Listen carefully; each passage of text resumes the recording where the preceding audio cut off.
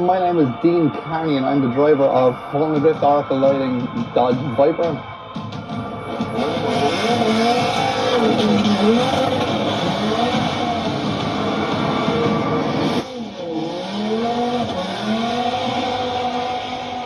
I got into drifting through a love for rallying actually. I wanted to go stage rallying originally, and drifting was in its infancy at the time and started off doing it for fun or whatever, and just kind of started getting better and better. The sport was getting bigger at the same time, so I suppose like in the right place at the right time to grow actually with the sport at the same time, you know.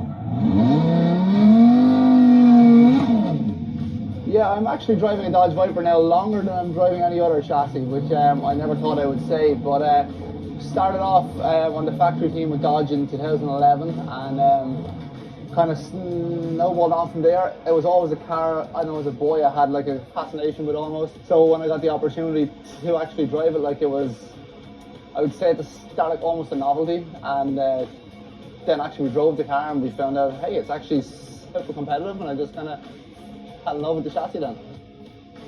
Compared to most conventional drift cars, this chassis is more based on a race car, whereas conventional drift cars or whatever would have subframes and unibody, but this is like a chassis car basically. So it holds a lot more advantages in the sense of mechanical traction and stuff, but we have to design and engineer and develop all the parts for it actually ourselves. We can actually buy anything off the shelf. Absolutely every nut and bolt on this car is custom. This car we've ran for the last 5 years actually in FORUMLA in the USA.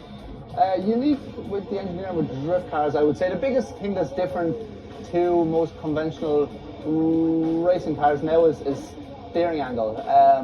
Before all drift cars, I would have said were adaptive cars, or like man cars or whatever, like, or a street car, and it was adapted into a drift car.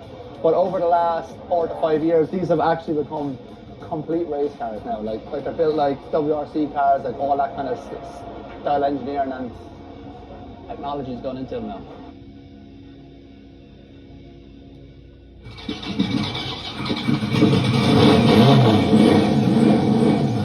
Alright, so it is a factory generation motor, built actually with race heads, billet mains, billet crank, pistons, rods, everything like that. Obviously it's de-stroked from 8.3 to a 7.9, and it revs to 7,400, and we have a dry shot of nitrous single fogger here. We have a Paxton 2500 supercharger making about 16 pounds of boost, putting us up to around 1150 horsepower at the wheels, so like 1320 at the flywheel. So it's pretty damn impressive. Then going to the suspension, it's all custom knuckles, custom uprights, all bottom control arm, upper control arms, everything custom. We use a factory A CRX brake actually, because Dodge do a pack version of this car and they have fantastic brakes. They're super lightweight, they're Brembos actually is what they are. Then we run a Kelly's radial tires on it. It's like a semi-slick tire. Front tires last about 10 to 12 laps. Back tires last about 60 seconds at full pipe.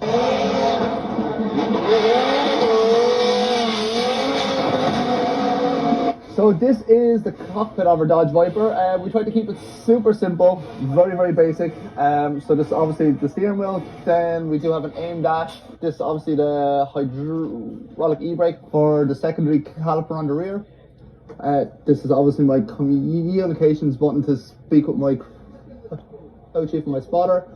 Then this is a 4-speed G-force transmission, then dog engagement gearbox. Normally if you change gear like an hour car, it's like a really aggressive, like bang, like every time, and everyone thinks it's broke when you're actually in the pits and you're driving through, like oh my god when they hear it, but no, it's actually perfectly normal. Then in the rear then we use actually factory brakes again.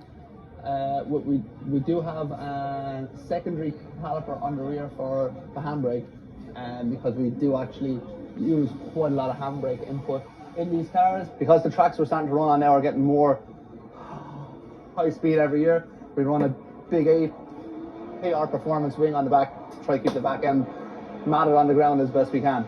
So that's pretty much a walkthrough of our Dodge Viper, and hope you get to see it on the hill this year.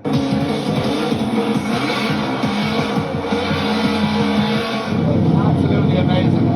I'd say the last one was our best run. We pulled the tires all the way down as far as the boards and smoked the place out. So it's such an awesome time, and I hope we come back here next year.